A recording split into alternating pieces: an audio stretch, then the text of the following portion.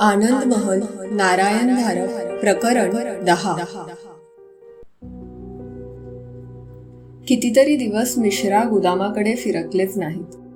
त्या मुलीच्या जागी त्यांना आपली नात दिसत असे आणि काळी जातल्या तावळल्यासारखं होईल.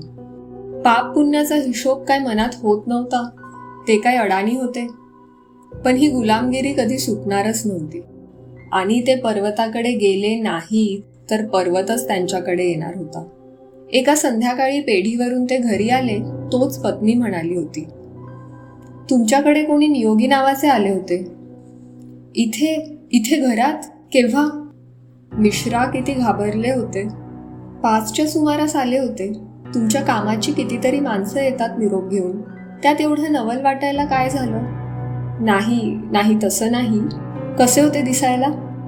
आधी वाटलं म्हातारेच आहेत, पण वाटलं तसे म्हातारे नाहीत. मग वाटलं. ती बिचारी गोंधळून गप्पच बसली. खरं सांगू का, मला नीटचं आठवतच नाही. फक्त त्यांचा निरोप मात्र पक्का आठवतो. मिश्रांना भेटायला आलो होतो म्हणत होते. मिश्रा शेजारच्या सोफ्यावर कोसळल्यासारखे बसले होते. म्हणजे तो प्रत्यक्ष आपल्या घरातच आला होता तर. नशीब की प्रकरण एवढ्यावरच थांबलं, नाहीतर त्याला काय अशक्य होतं. मिश्रांचं सारं शरीर थरथर कापत होतं. घरात अत्याचाराचं थैमान माजवायला त्याला कितीसा वेळ लागला असता. त्यांना आत्ताच्या आत्ता जायला हवं होतं. ते दाराकडे वळताच पत्नी म्हणाली होती, आत्ताच तर आला आहात ना, लगेच कुठे निघालात? नाही, येतोच एवढ्यात म्हणत ते बाहेर पडले होते. गुदामात मागच्या बाजूस एका पोत्यावर तो बसला होता. मिश्रांकडेच तो पाहत असावा असं वाटत होतं.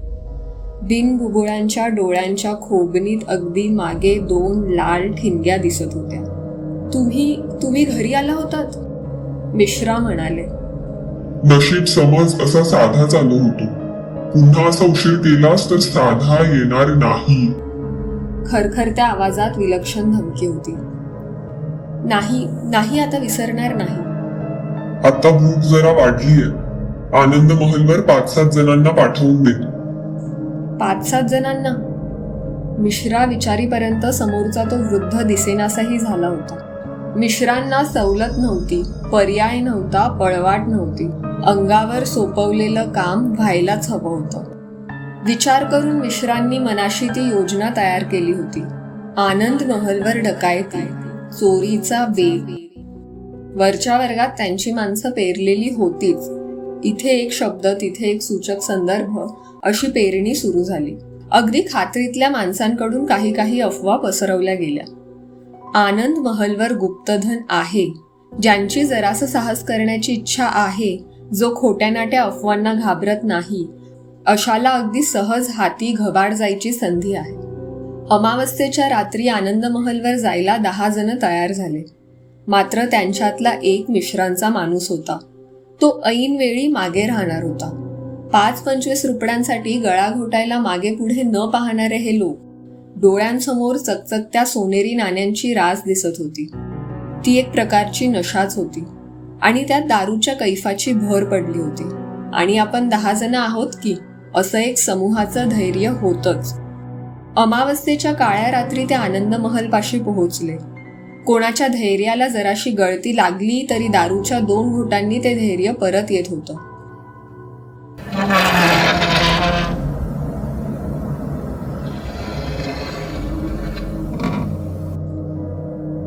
तळमजल्यावरच्या एका खिडकीच्या तावदानाचा रात्रीच्या वाऱ्यात कच कच आवाज येत होता.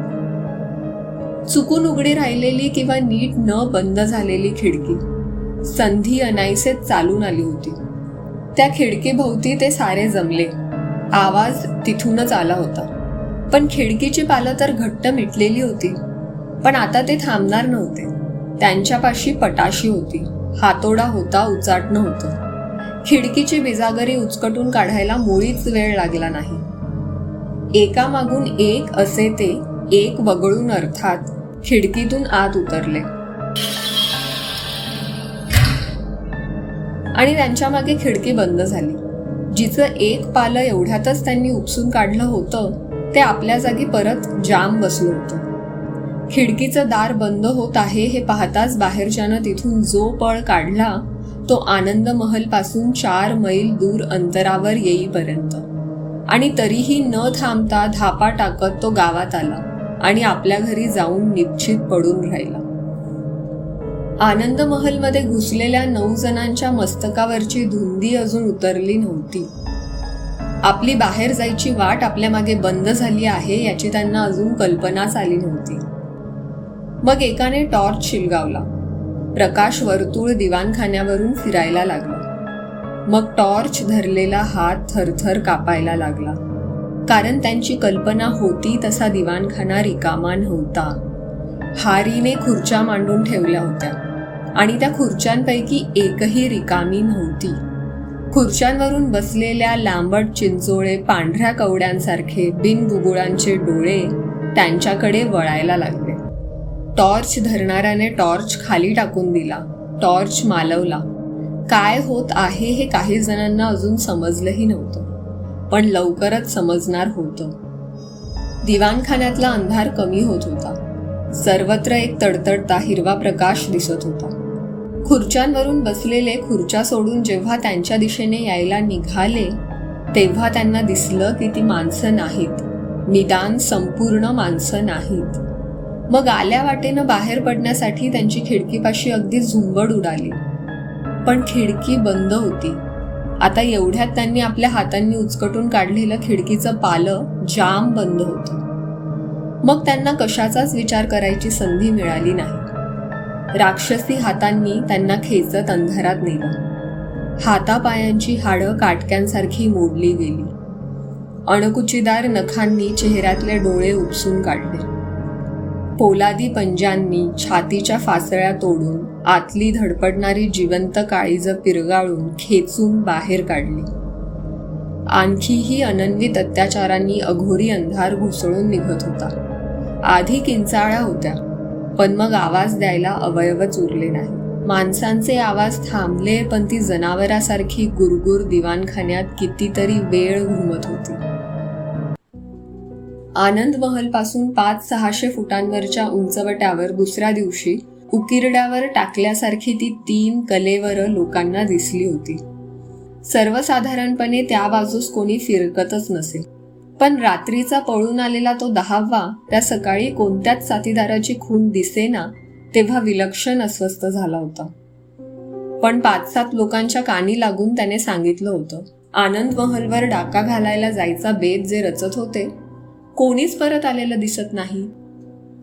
हो नाही करता करता 4-5 जण त्याच्याबरोबर जायला राजी झाले आणि मग ती बातमी वनव्यासारखी गावात पसरली.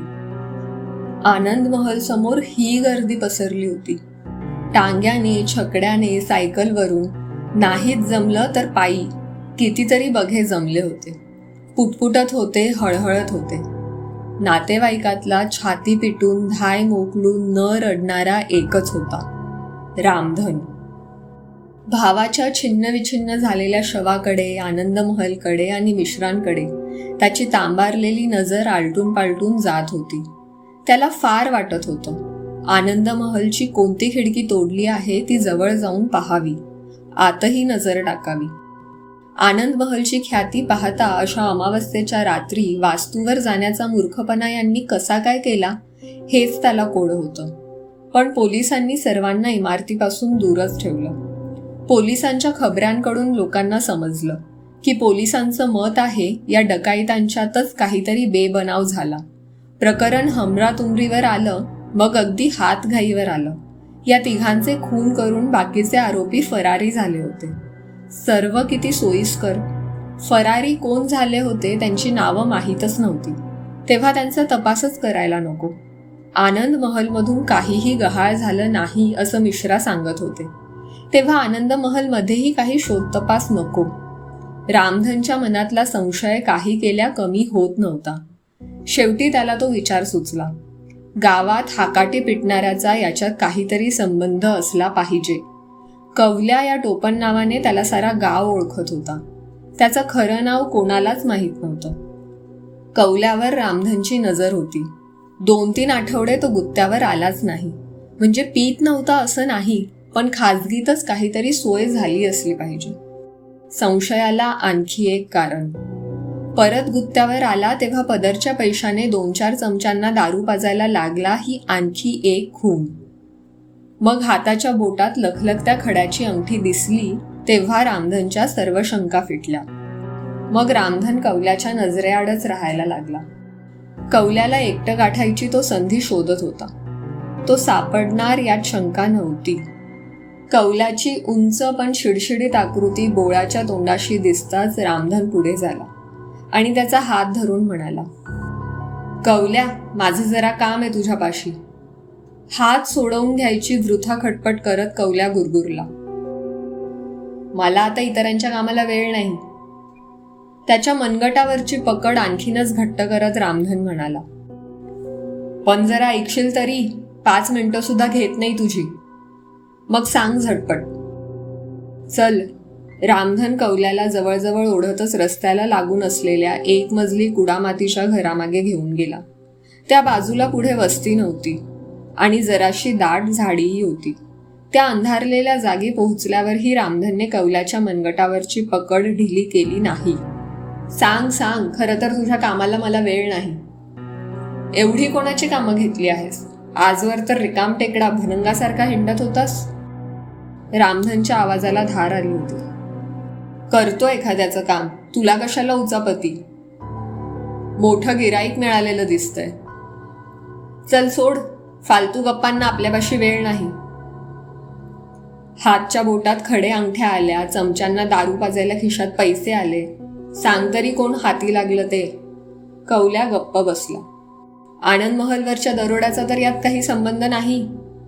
कौल्या दचकला. अंदाजाने घातलेला घाव वर्मी लागला होता.